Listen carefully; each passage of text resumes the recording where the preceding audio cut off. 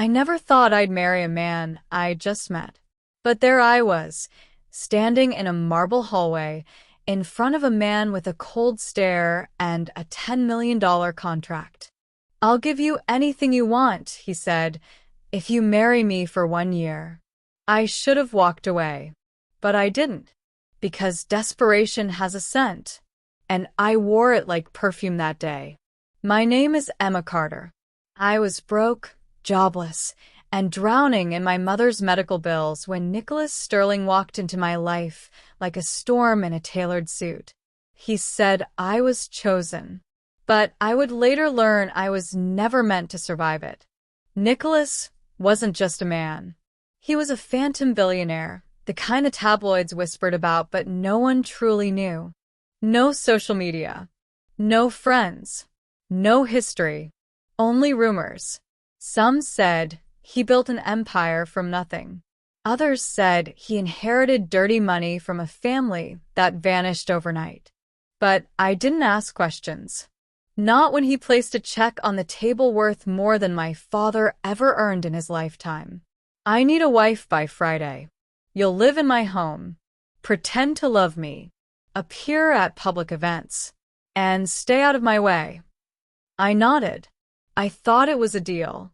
But what I didn't know was I had just married a ghost. His estate wasn't just a mansion.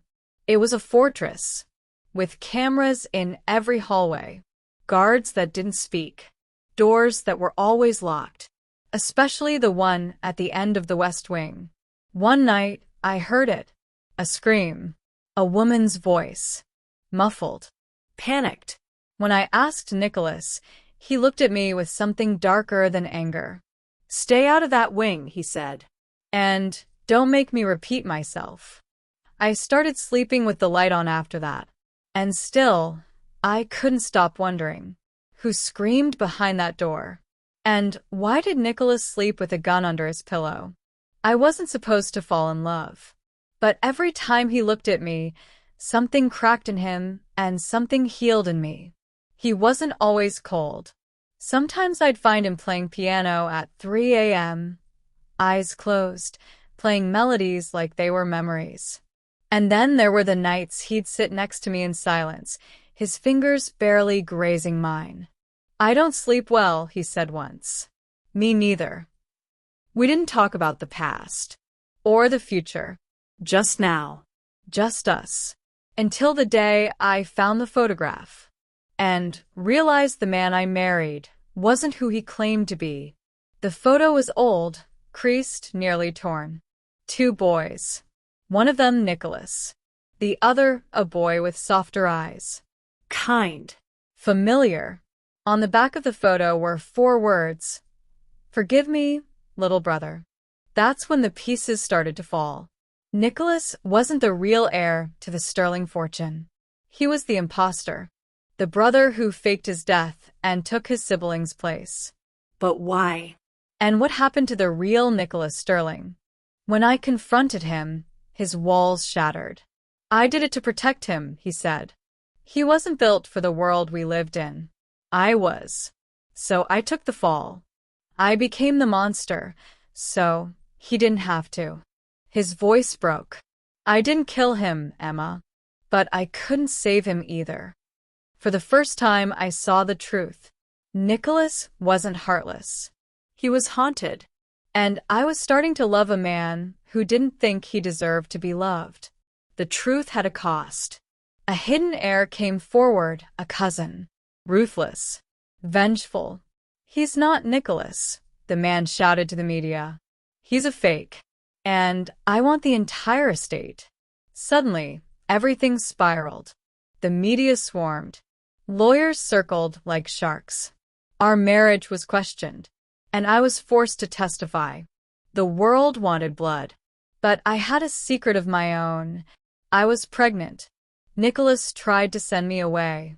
"I'll handle this," he said. "I've faced worse." But I wouldn't leave him. Not now. Not when I knew the truth. Not when I knew he was the father of my child.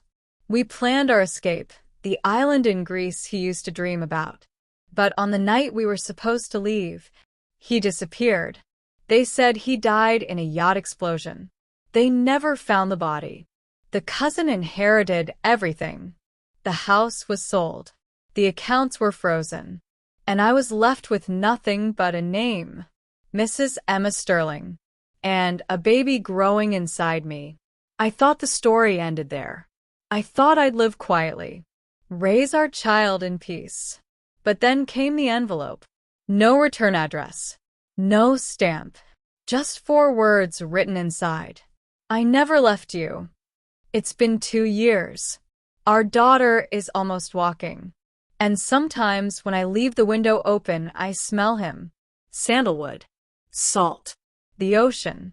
And last night, I found the music box on the windowsill, the one I buried with his things. It played the same tune he used to hum at 3 a.m. He's alive. Somewhere out there. Watching. Waiting. And one day, when the world forgets, he'll return. And this time, I won't let him go.